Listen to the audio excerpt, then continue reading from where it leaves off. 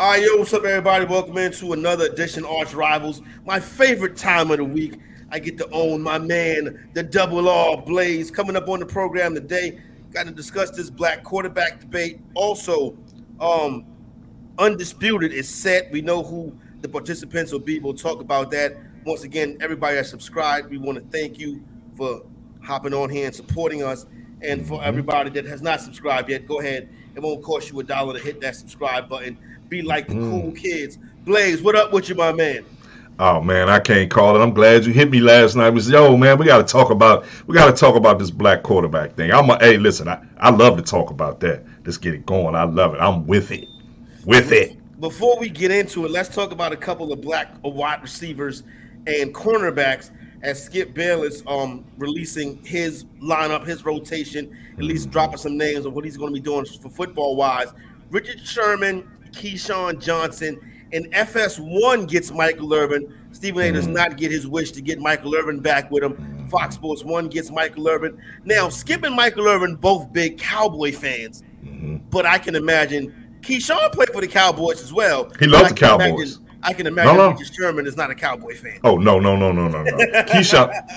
Keyshawn definitely is. He and Stephen A. used to go back and forth about it all the time. Like you said, Micheal Irvin. I just think with FS1, man, listen, they just grabbing what they can right now. I mean, because we already know why ESPN ain't gonna touch it, even though he hasn't been found guilty of anything. I feel kind of bad for Mike, but now actually I don't. Look, he's getting ready to get a paycheck. Yep. You know, going to FS1. He's good on any show because, like I said, he can laugh at himself. He has very thick skin. You know what I'm saying? You never see him get upset, you know, with the banter, you know, how serious the banter is with whoever he goes back and forth with. Keyshawn, as far as like on TV, he's cool. I'm okay with him. I'm not a big – I can do without Keyshawn. He's like a brown stain on a brown wall. Me too. I hate to say it like that. He's just a guy. The thing with Keyshawn was interesting about him for me is I thought he did it. I loved him on Sunday NFL Countdown. Mm-hmm. I loved him with, what was that, Tom Jackson, Chris Berman, and Chris Carter, right? Yeah, those four. I loved him on NFL Countdown. I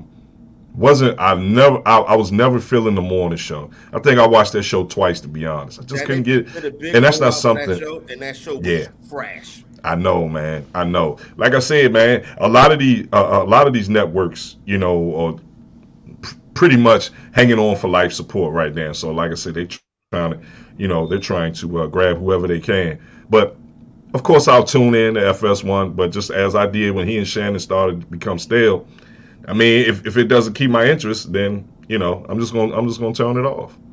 Yeah, Micheal Irvin's definitely the best out that new crew. Interesting to see if they go to a 3-man booth, because I don't think you can just sit up there with Skip and Micheal Irvin talking about how great the Cowboys are. Like, you need another voice in there with him. You know what I'm saying?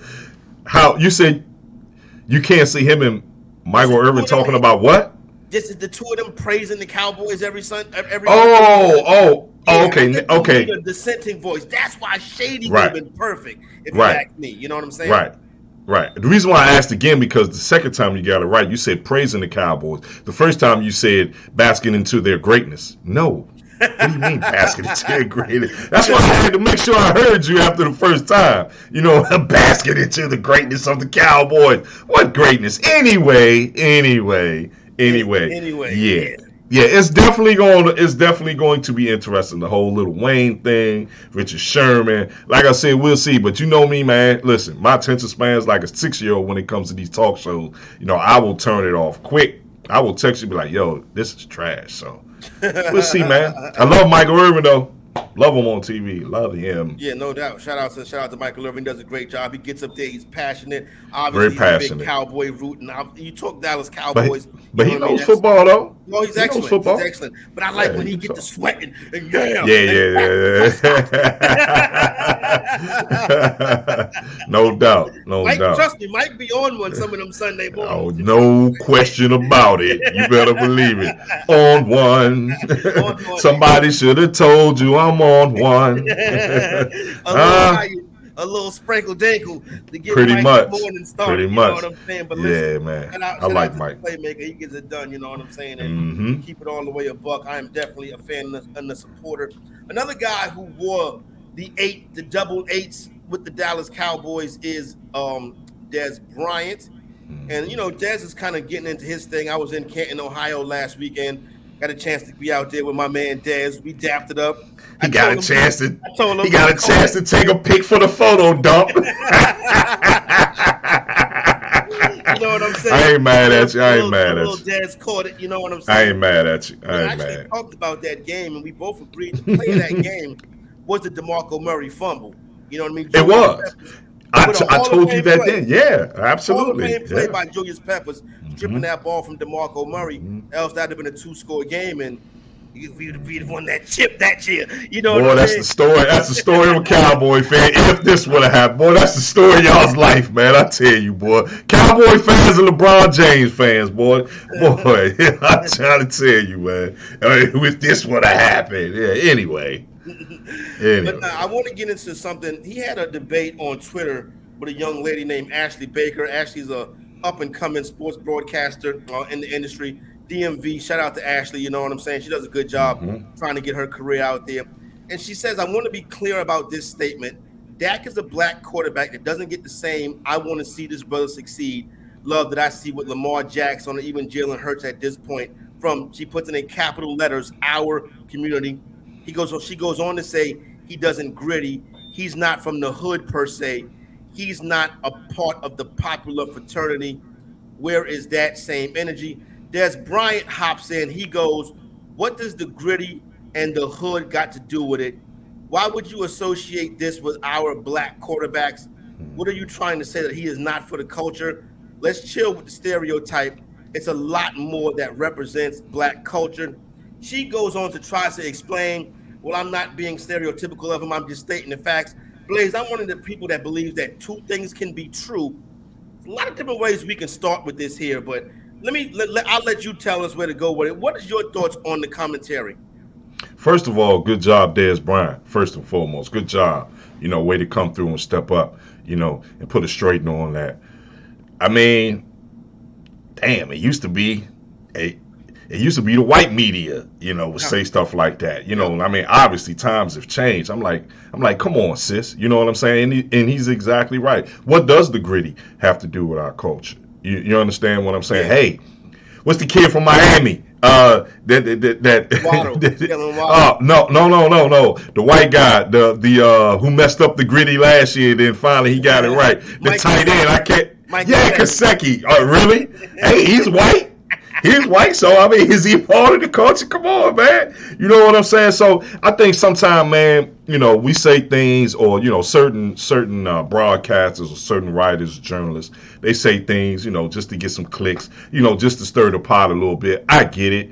It's actually pretty sad that she thinks that. And as we go on, I do have a list of the teams that have drafted or had the most African American quarterbacks start for them, and we'll get to that later. As in the words of my man CP, we'll get into that later. But no, man, I mean, it's been this way forever. At least for black quarterbacks, it's very short. It's always been that way. So anybody that wants to come on and say, "Oh man, y'all always whining and crying," no, yeah, we sure are, because black quarterbacks, they don't get a 5 to 7 year window to prove, what they can do. It's 1 to 3 years. If you listen to some of the banter and some of the verbiage that is talked about when black quarterbacks are drafted during the draft, some of the things that these white commentators say, or these white draft analysts say, first thing comes out of their mouth, such a great runner. And yes, that still goes on to the day. It just happened in the last draft with Anthony Richardson. They talk more about his athletic ability than they did his quarterback ability. Probably rightfully so on him, but still, I'm just saying it's like that. It's like that all the time. The only guy that I've heard them talk about, sort of like in terms of how white quarterbacks play, pocket quarterbacks play, is Bryce Young. And you and I talked about it 3 weeks ago. It's because he doesn't run. He is a pure pocket passer, even though he stunk it up the last 2 games. That's your man, son. That's But my man. I tried to tell you. He'll be But all right, though. nah, he won't. But anyway. But yeah, man. Yeah, man. It's funny. Just let me throw this in there real quick. Do you know Warren Moon was the first African American quarterback to play for 5 different. He was the Houston Oilers' first African American quarterback. It's crazy. He was the Vikings' first African American quarterback. He was the Seahawks' first Black American quarterback, and he was the Chiefs, believe it or not, to tell it in his career, the first Black quarterback to play for these teams. That's insane. So I remember that. They used to move Randall Cunningham and Warren Moon around because Black quarterbacks weren't really getting drafted during that time. And if they were, they would get drafted in the 5th, 6th, or 7th round. It wasn't. It's not too many Black quarterbacks. They would be asked to change their position. But see, absolutely, I would say that you've seen that change. Now, so here's the deal. Let's go ahead. Let's start with Dak Prescott, right? Mm-hmm. Now, Dak Prescott has said he considers himself biracial. Same thing that Sage Steele said, but we're not in the Sage Steele. He said he considers himself biracial. A couple years ago with the whole movement, kneeling and not kneeling, he said he wasn't kneeling. I'm not going to hold that against him. That was his right to make that decision. You know what I'm saying? But I do think it's inappropriate to say, oh, well, our community doesn't show up for him. You know what I'm saying? And the people will say, well, he doesn't show up for our community. My thing is, he's the quarterback of the Dallas Cowboys. What community are you talking about? Quarterback of the Dallas Cowboys. That's the community right there. That's and right. As far as Dak Prescott not getting shown love, Dak Prescott is the most excuses made for a quarterback I have ever seen. This is a guy who's thrown 25 interceptions in his last 28 games. Yeah. This don't make any sense. If people are criticizing Dak Prescott and he's not getting, people not getting his back blazed, it's because he's not playing well. You know what I'm saying? He's not, but he's still the microscope is still, it's still expanded for him because he is a Black quarterback. I'm willing to say that. Yeah, sure. But okay. But it's not like he's playing horrible. It's not like he was playing like RG3 after his rookie year. So you see what I'm saying? Now, to get on RG3, yeah, that's good because he sucked. After the rookie season, you can say whatever you want for whatever the reasons were, but he sucked after that. You understand what I'm saying? Dak been taking his team to the playoffs. I don't think he's ever had a losing season. Like I said, everything is magnified because he is the Dallas Cowboys quarterback, and he's African American. I'm sorry. Even if he says he's biracial, a lot of people are still going to look at him as a Black man. That man. And I get that. I feel you. You know what Dak Prescott record is as a starter? This is going to blow your mind. 61-36. The problem is, post-injury, he's not the same player. A lot of players aren't. I think he's playing scared. I think he's scared to get hurt again. He doesn't run anymore, and he watches the pocket. And that's why I think he throws so many interceptions, because I think he's watching the pocket. He's not a playmaker. He's a ball distributor now. I'm not a he is.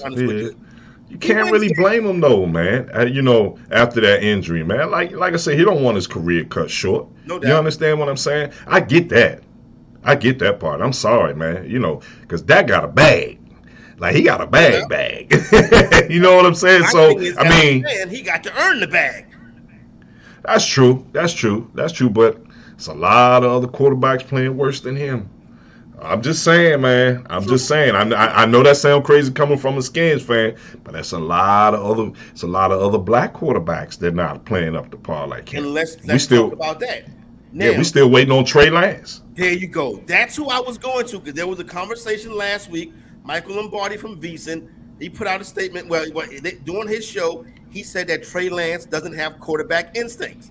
And everybody said, okay, well, that's racial. Lombardi said, listen, I've written books about this. I've been general managers. I've drafted quarterbacks. I talk ball. I don't see quarterback instincts with Trey Lance. Listen, I didn't think it was racist to say that. You do got a lot of people that defend Lance, Blaze, but a lot of people like me and you, If I see it, I gotta say it. That guy He's sucks. trash. Yeah, he's trash. He's trash. And just for the record, ladies and gentlemen, I'm black. Yeah, I'm black. Go. This ain't Payne. This ain't Payne. He's trash. He's trash, bro. There you go. He really is. Justin Fields. Yeah, but hold on. I don't know, man. Let's give Justin another year, man. That's funny you said that. Yeah, man. I want to give Justin another year. He showed some flashes last year, man. Justin can play. Justin can play in the NFL. He can play, bro. He just don't have no talent, man. I'm telling you, man. They just the Bears just don't. They just don't draft well, like on the offensive side of the ball, man. I don't know what it is, but it's not just him, man. The Bears they're awful, man. I think they just cannot get over the hump. I think we can reserve the right to be patient with Fields. I was patient. Absolutely. With Hurts is one of the best players in the league. Nothing, no doubt about that. Kyler Murray. I know. Tricky, right? Right? I know. There's a lot of things I don't like about Murray. When Buda Baker got hurt, the entire team went to see him on the cart. Murray stayed on the sideline. To me, I don't like dudes like that. Them entitled, I'm better than you. You know what I'm saying? Elite types. That's how he comes across. He went and he strong-armed the Cardinals into giving him that contract that he didn't deserve. And then when they put the writing in it about you got to learn the playbook, they're being racist. No. Well, first of all, if he got to learn the playbook, don't give him the contract. Number one, that's your job as a talent evaluator, as the guy's boss. You know what I'm saying? Where are you at on Murray? Probably on a scale of 1 to 10, maybe on 4. Yeah. You know me with small quarterbacks anyway. I've been telling you about how I feel about small quarterbacks since the day I met you. The knock on him is that he was sort of like a me guy. I mean, but you couldn't tell that even during college, like his interviews and things that he would say. You couldn't tell that. You understand what I'm saying? Like even during the Heisman Trophy race, you know what I'm saying? Not really Murray. Like I said, he did some spectacular things first couple of years, Houdini type stuff, Michael Vick type things, but yeah, he's really showed his true colors the last year. And I also think his teammates are starting to alienate him. I'm telling you, man. Teammates like him either, Blaze. Bro, listen, that's the wrong sport to play if your teammates are starting to alienate you is the NFL, a la RG3. Now, remember when he got hurt in the preseason game, they were like the offensive line wanted him to get hurt because they wanted Kirk Cousins. Yep. But when they went back and showed the replay of that injury, it actually looked like the offensive line did not block for him on purpose. You know what I'm saying? Now, if you look at it, Kyler Murray and RG3, 2 Big 12 quarterbacks. Maybe, I don't know, man. Maybe we got, could be something there, man. Just like uber arrogant, man. I confidence is one thing, but arrogance is another. Especially when you're not really that good, or you haven't really shown us, who you are. So, I already had the Cardinals finishing last in their division anyway, so it doesn't really matter. And I think they'll draft Caleb Williams, and then they'll probably try to trade. They'll probably try to trade Kyler Murray to the Washington Commanders, your team. Bruh, that's your team. Out. That's your team. Hey, listen, man. Hey, listen, man. Do you know what team in the NFL has started the most black quarterbacks since 1970? The most. Take a wild guess. Are you going to tell me the Commanders? You got a guess on this one.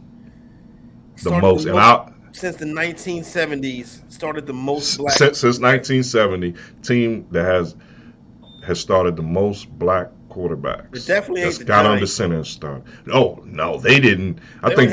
Matter of fact, Giants were the last ones. Yeah, the Geno Smith. And remember how mad they was? Absolutely. I remember. They got the coach fired because of that. Absolutely. Started the most black. You gotta know. Come on, ACP. It should just roll off your tongue. It's Baltimore. Bam. Who's second? Baltimore with 11. Wow. With 11. Troy Smith, Steve McNair, Tony Banks, Randall Cunningham, Jeff Blake, Anthony Wright, Lamar Jackson, Tyler Huntley, Josh Johnson, and Anthony Brown. And the next team would 11. be, that's crazy. NFC or AFC? You already know who it is, baby. You already know who it is. It's the Washington Commanders. You know who it is. 7, and we've drafted 3 in the first round. I think we're the only team that's drafted that many quarterbacks in the first round. And they all failed. We've drafted 3 in the first round. And yeah, they all failed. But what I'm telling you is, and what's funny and what's ironic to that is, the owner of the Washington Skins team, which was George Marshall, he was the last person to even bring African American athletes onto his team. He was the one who implemented the informal ban of the black athletes playing. Yeah. And then when it was when they were readmitted, I think it was like 1946. Like Washington was the last team to do that. That is the story behind these Washington D.C. Cowboy fans. A lot of like my friends, their grandparents and parents remember that about George Marshall. You're right. And that's why they went straight to the Cowboys, because it was a rival. Like, they like, fuck this. Yeah, I'm gonna go with the squad. Yeah. We're going to go. Not only we're going to go for another squad, we're going to go with your rival, and that's how this whole, Washington Redskins, Washington Skins, Commanders football team, whatever, and Dallas Cowboy fan base in the DMV got started. So Blaze, you know how like when every 4 years when it's an election, it's like ultra sensitive race stuff. You know what I'm saying? Mm-hmm. And narratives the media brings up. Don't be surprised next year when there's like everybody's getting all racial, that people start talking about having George Preston Marshall removed from the Pro Football Hall of Fame. Of course. Oh, absolutely. That's absolutely coming. You already know. Yeah, it's coming. It's coming. They're going to take him out that Hall of Fame. That's a good point. Absolutely. They're going to take him out that Hall of Fame. How about this part of the debate, though, right? Like, okay, if you don't look or act like Lamar Jackson or Michael Vick or Jalen Hurts, and you act more like Russell Wilson or Patrick Mahomes, like that identifies. Like, first of all, if you've seen Patrick Mahomes' daddy, that's as black as it gets. you ain't lying, bro. Like I see you ain't lying, bro. No question. No question. Black and mild, bro. Like, yeah. You saw that too, right? Black and mild, probably something else. A stogie too. Yeah, man. Yeah. But listen. Pops was a professional athlete, so I mean, what do you expect? Yeah, exactly. You know what I'm saying? Exactly. Absolutely. What do you expect? So yeah, I don't really judge Wilson. Oh, Wilson is corny. Or Wilson is this. Or he's not like Jackson. They just express themselves differently. Wilson is corny because he got some Kyler Murray in him. He's a red carpet quarterback. Absolutely. Not because he is a quote unquote good dad or something like that. You know what I mean? Right, that's not fair to Jackson to do that. You know what I mean? Right. But that's also their upbringing. I think Jackson was raised by a single mom. Yeah. If I'm not mistaken, Kyler Murray wasn't. Patrick Mahomes wasn't. No, they Russell Wilson wasn't. Yeah. So I mean, let's just keep it a buck. But the guys you said, well, Jalen Hurts wasn't either. Mm-hmm. You know what I'm saying? But you know what though? Hurts is not like, he's not like I don't really consider him like this super hip hop culture dude. I agree. You know what I'm saying? Yeah. He's just a quarterback. See, that's what absolutely. I don't understand. Why can't the players just be the fucking players? You know what I'm saying, son? Why do they gotta have some kind of race or culture thing to them? I watch football because I'm rooting for the players on the field. I really don't like the race aspect of it unless somebody's getting blatantly discriminated against plays. I don't really look at it that way. Right. Me either, at all. Now, I did, like in the 90s, because like I said, I mean, black quarterbacks starting in the NFL was more the exception and not the rule. Exactly. So a lot of my peers, we rooted or we cheered for, although we had our own teams that we loved and admired, a lot of us, like when we saw black court, like if our team didn't play in the Super Bowl or our team didn't play in the playoffs, like we went with the black quarterback. That's how it was in the 90s. Like we would root for the black quarterback. Bro, I used to root for Jeff Blake. Yeah. Something, bro, God bless her soul. My grandmother would watch American Idol to root for the black people. You know what I'm saying? But my grandmother was born in the 1920s. You know what I mean? 1920s, bro. So I'm there you just go. saying. Yeah. Yeah, absolutely. Rest in peace too, Grandma. For No real. doubt. For real. Big You know up. what I mean? But listen, man. Yeah. That's the way it was in the 90s, man. We rooted for black coaches. Yep. You know what I'm saying? A la Tony Dungy. You know, everybody was a Dungy fan, even though you weren't a Tampa Bay fan. You know what I'm saying? So, let me see. Ray Rhodes, you know, even though he was in the division, you know, but you know what? I don't think I ever remember rooted for when Ray Jesse Rhodes because Jackson wrote a letter about how Ray Rhodes yeah. like a year. He Wow. went 7-9 and got fired. For 7-9. That's right. I forgot. Yeah, that's right. I That's remember right. stuff like that, son. Yeah, And I remember yeah. Gab when I don't remember. your man Rush Rush Limbaugh Limbaugh. had the comments Rush about him. Limbaugh. But when you bring Rush Limbaugh on that show, what the hell do you Yeah, think he's gonna that's say? true. Blaze? Right. He And do that was the what they narrative. do. Yeah. Right. And that was the kickback back then. Like, what were you all expecting? Yeah. You know what I'm saying? And then, you know, to try to appease us, oh, well, he's fired the next day. Okay. For an opinion. So there you go. So that brought him on the Air Force. So you know what I mean? You know why they really brought him there? They really brought him so they could fire him. That's how the mainstream media works in a lot of cases. You know what I'm saying? You're right. You're absolutely right. It will bring you up to tear you down. You know what I'm saying? And trust me, yes, sir. Talking to two cats who know it better than most. Oh man! And stay tuned, because one day we're gonna talk about that. Yeah, we got to get that off. We got to get that off. 100%. You know what I'm saying? Absolutely. Before we get out of here, I want to give a shout out to a couple of the homies from back up top in the big Harlem. You know what I'm saying? Cam and Mace securing that deal with Underdog Fantasy, 8-figure agreement on their sports show, their sports talk show. It is what it is. You know what I'm saying? Good for them. Cool to see a couple of cats from Harlem. Absolutely. Being a Harlem guy. Underdog Fantasy also has. They don't have podcasts. I think Prize Picks is podcast P. Oh, Gil's Arena is Underdogs Fantasy. Steve Smith, former wide receiver for Carolina Panthers. He's also got a program. So they're getting into sponsorship, you know what I mean? So I know they can get down with as well. So Gilbert isn't part of Fubo? Gilbert is Underdog Fantasy. Oh, so he left Fubo. Fubo. I keep saying Fubo. Wow. Okay. Yeah, you know what I'm saying? Okay. Yeah, well, hey, listen. Underdog Fantasy. We got two up and coming. Trust me. We've been doing this a very, very, very long time. We just never played professional sports. Look out for us, Shunt. We never been professional rappers, Shunt. You know what I'm saying? We never played professional sports, but this is what we've been doing for the last 20 years. This what we do. Look out. Trust me. Give us a shot. All you can do is give us a shot. Hey, and if we stink, which I doubt we will, then get rid of us. But give us a shot. Hey man, make sure you at them in the comments. we don't need 8 figures. You know what I'm saying? Nah. I don't need that much right now. I don't need that much. I'm good because I'm still. Hey, you know what I'm saying? I like doing this because hey, listen, bro. You know as well as I do. This ain't even really work. Yep. You know what I'm saying? Like, this is fun. And that's how it was at XM. Once it became, and I'm not even really tripping off the fact that it became work. You and I know it's deeper than that. But it was always, I remember when I was working at XM before it became serious. Man, I used to look forward to going to work. I look forward to getting up in the morning because it was fun. I'm like, wow, they really, like, I know I probably sound like a athlete now, but they really paying me to do this?